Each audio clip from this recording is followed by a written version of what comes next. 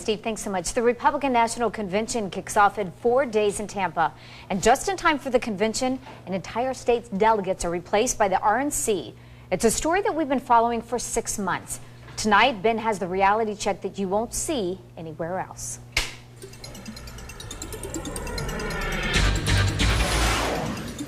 Only a few days before the Republican Party holds its convention in Tampa. We've been following the delegate process for months, almost to the point of exhaustion, and yet no one else will do it.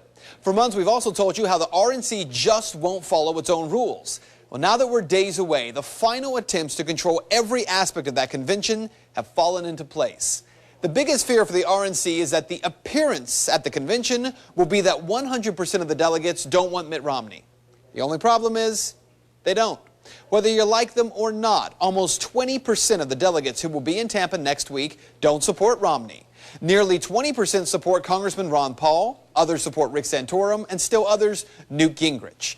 But the delegates who support Santorum or Gingrich have no ability to cause problems because of the RNC's 5-state rule.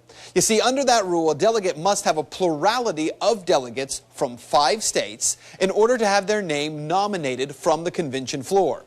As I've told you, unlike Gingrich and Santorum, Congressman Paul has that plurality. The majority of delegates in Maine, Minnesota, Nevada, Iowa, and Virginia are Paul supporters. He also had a majority in Oregon and Louisiana, plus a large group of 17 delegates from Massachusetts. Now, as I've told you, the RNC for months has been stripping those delegates of their credentials. The Massachusetts 17, as they're called, removed. The entire Louisiana Liberty delegation removed. Oklahoma not seated because the RNC Rules Committee allowed the state to break its own rules. The same thing happened in Oregon. But even after continuously breaking their own rules and stripping so many states of these delegates, the RNC came up short. The 5-state rule was still a problem because a plurality of 5 states was still intact. Again, Maine, Minnesota, Iowa, Nevada, and Virginia. So what to do? Well, just change the rules. You see, this week, the RNC Rules Committee tried to take care of their 5-state problem by changing the 5-state rule. A motion was made in the Rules Committee to increase the number of states from 5 to 10. But the motion failed by 1 vote. What was changed, delegates must indicate in writing at least 1 hour before the vote who they intend to nominate.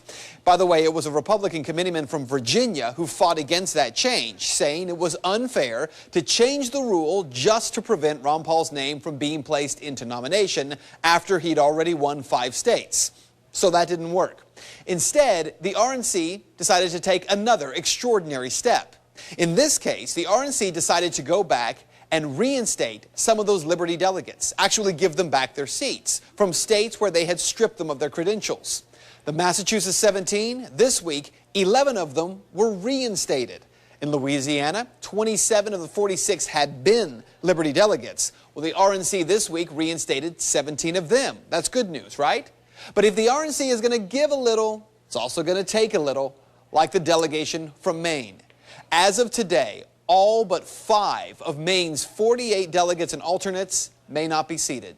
The RNC Committee on Contests is recommending to the full RNC complete invalidation of the Maine Convention and the decertification of the Maine delegation. The RNC is only planning to seat the state party chairman, the national committeeman, the national committeewoman, Governor Paul LePage, and his wife, Mrs. LePage. Rather than allowing Republicans in Maine, though, to choose the replacements, the Rules Committee is also recommending that the RNC break one more rule and simply appoint a new Maine delegation. So what you need to know?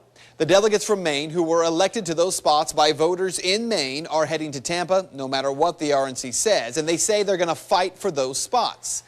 But the bigger issue here, again, why have rules if you don't follow them? Why does the RNC even have a 5-state rule if a candidate gets 5 states and then they want to change it to a 10-state rule? And then when that doesn't work, they just remove delegates, an entire state's worth of delegates, and replace them with people who will do what they say. Because at the end of the day, that's all that either party really seems to be interested in. And that is Reality Check. If you would like to make your voice heard on this story, you can head over to Ben's Facebook page. You can find it by searching Ben Swann, WXIX.